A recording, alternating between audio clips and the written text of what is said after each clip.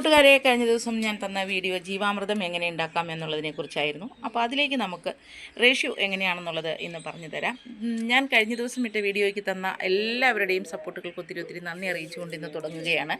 ജീവാമൃതം നമ്മൾ ഉണ്ടാക്കുമ്പോൾ നമുക്ക് 1 ഏക്കറിലേക്കുള്ള ജീവാമൃതത്തിൻ്റെ കണക്കാണ്. 2011 വയനാടിൽ വെച്ച് നടന്ന സുഭാഷ് പലേക്കർജിയുടെ ക്യാമ്പയിനിൽ എനിക്ക് കിട്ടിയ അറിവിൽ നിന്നും നമുക്ക് കൊടുക്കേണ്ടത് 200 ലിറ്റർ ജീവാമൃതം 1 ഏക്കറിലേക്കുള്ളത് തയ്യാറാക്കാനായിട്ട് 10 കിലോ ചാണകം, 2 കിലോ ശർക്കരപ്പൊടി, കറുത്ത ശർക്കരപ്പൊടി, 2 കിലോ ചെറുപയറിൻ്റെ അല്ലെങ്കിൽ ഏതെങ്കിലും ഇരട്ടപ്പരിപ്പിലുള്ള പയറിൻ്റെ പൊടി, അതുപോലെ ഒരു പിടി രാസവളമില്ലാത്ത മണ്ണ്, 5 ലിറ്റർ ഗോമൂത്രം, 200 ലിറ്റർ വെള്ളം. ഇത്രയാണ് നമുക്ക് ആവശ്യമായത്. ഇതിൽ നമ്മൾ ഏതെങ്കിലും നിഴലത്ത് വെച്ച് ഇത് ചെയ്യുക എന്നൊന്നെങ്കിൽ മരത്തണലിലോ അല്ലെങ്കിൽ കാർ ഷെഡിലോ അല്ലെങ്കിൽ വയലിൽ തന്നെ നമ്മൾ ഏതെങ്കിലും വൃക്ഷത്തണലിൽ വെച്ചുകൊണ്ട് നമ്മൾ ജീവാമൃതം തയ്യാറാക്കുക. ഓരോ 12 മണിക്കൂറും കൂടുമ്പോൾ അത് 1 മിനിറ്റ് സമയം വലത്തോട്ട് മാത്രം ഇളക്കി കൊടുക്കുക.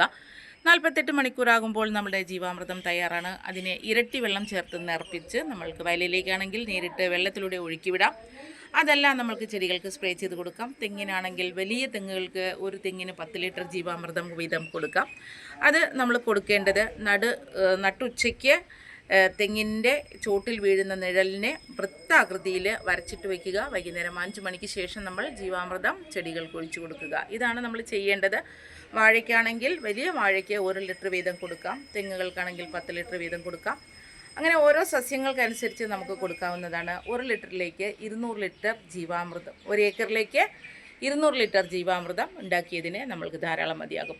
അതിലും ഒരു പ്രത്യേക കാര്യം പറയാനുള്ളത്, ഒരു ദിവസം നമ്മൾക്ക് 10 കിലോ ചാണകവും 5 ലിറ്റർ ഗോമൂത്രവും ഉപയോഗിച്ച് 1 ഏക്കറിലേക്കുള്ള ജീവാമൃതം തയ്യാറാക്കാമെങ്കിൽ 30 ദിവസത്തേക്ക് നമ്മൾക്ക് 30 ഏക്കർ കൃഷി ചെയ്യാനുള്ള ജീവാമൃതം നമ്മുടെ ഒരു നാടൻ പശുവിൽ നിന്ന് ഉണ്ടാക്കാവുന്നതാണ്.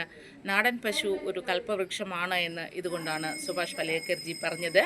നാടൻ പശുവിൻ്റെ 1 ഗ്രാം ചാണകത്തിൽ 300 കോടി മുതൽ 500 കോടി വരെ സൂക്ഷ്മാണുക്കൾ ഉണ്ട് എന്നുള്ള കണ്ടുപിടുത്തവും അദ്ദേഹം നടത്തിയിരിക്കുന്നതാണ്.